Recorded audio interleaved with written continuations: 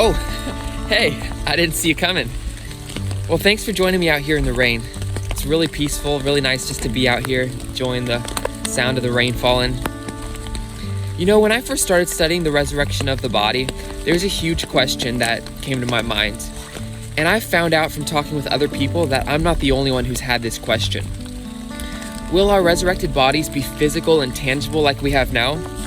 Or will they be some sort of spiritual body, you know, like a glowing white angel or something that you can't touch and it can just go through walls and, you know, something just floats around?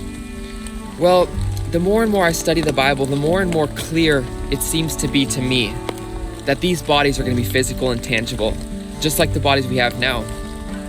But I want to give you 6 main reasons why I think that.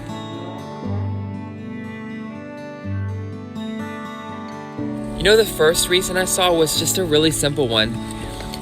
The word resurrection implies physicality. You have to think about what is it that died? Because the word resurrection, I looked it up and it literally means the act or fact of bringing something back into use or existence. So what is it that died? What is it that stopped being usable? Our bodies.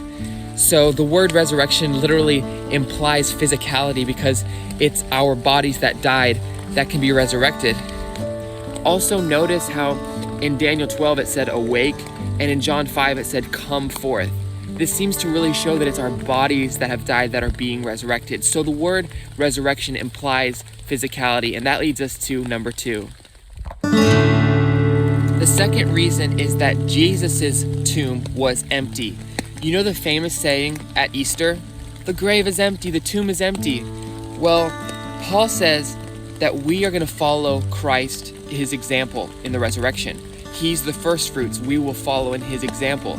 In other words, one day our tomb is also going to be empty. So just like we can say about Jesus, the grave is empty, his tomb is empty. One day the exact same thing will be said about us. Our tomb is empty, our grave is empty. And the third main reason I see is based off Romans 8, that passage we looked at several times.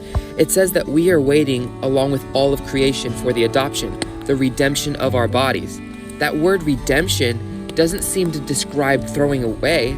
The word redeem means to buy it back and just to restore it. And so that's another great reason that I see that it would be physical, because if God is going to redeem our bodies, if anything, they would be more physical than before. They would be more tangible and more experiential of life. The fourth reason is that Paul in 1 Corinthians 15 uses a seed analogy. He talks about how the body is sown in corruption and raised, in glory.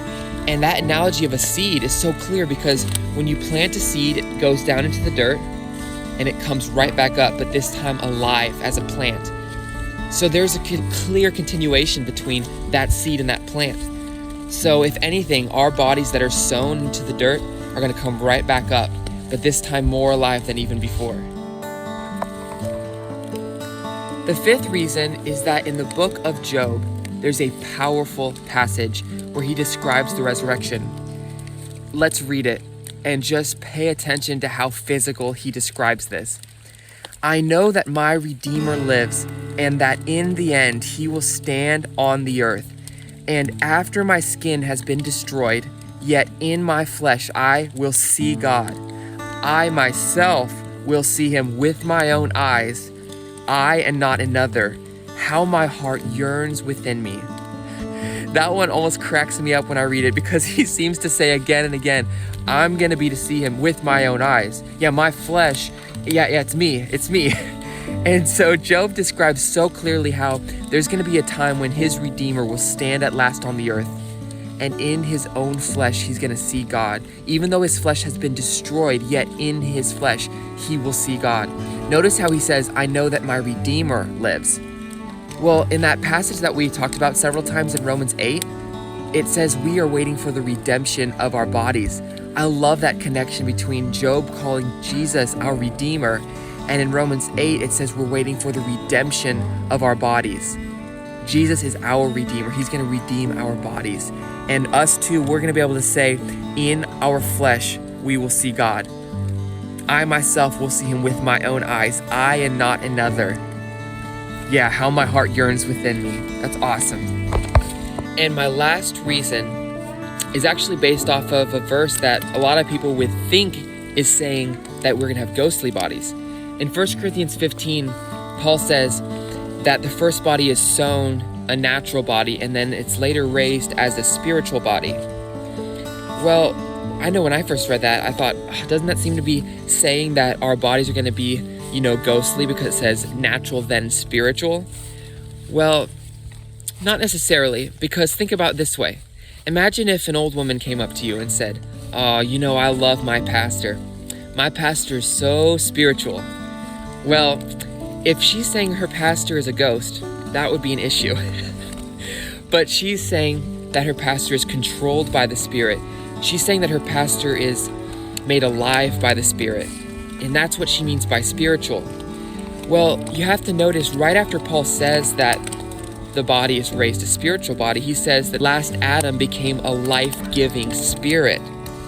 So he actually clarifies what he means by spiritual by saying that the last Adam became a life-giving spirit. In other words, these spiritual bodies, it just means that they're going to be bodies that are made alive by the Spirit, bodies that the Spirit is just filling with life. So that's my sixth reason. Our bodies are so natural, but they're going to be raised to life and filled with life by the life-giving Spirit of Christ. And I just want to end by saying that the Holy Spirit is a genius. I hope you'll go read it for yourself and ask the Holy Spirit to teach you in your own personal way, because the Holy Spirit bears witness to the truth. And so, God bless you guys. Let's keep living this life as disciples and bearing much fruit for Jesus.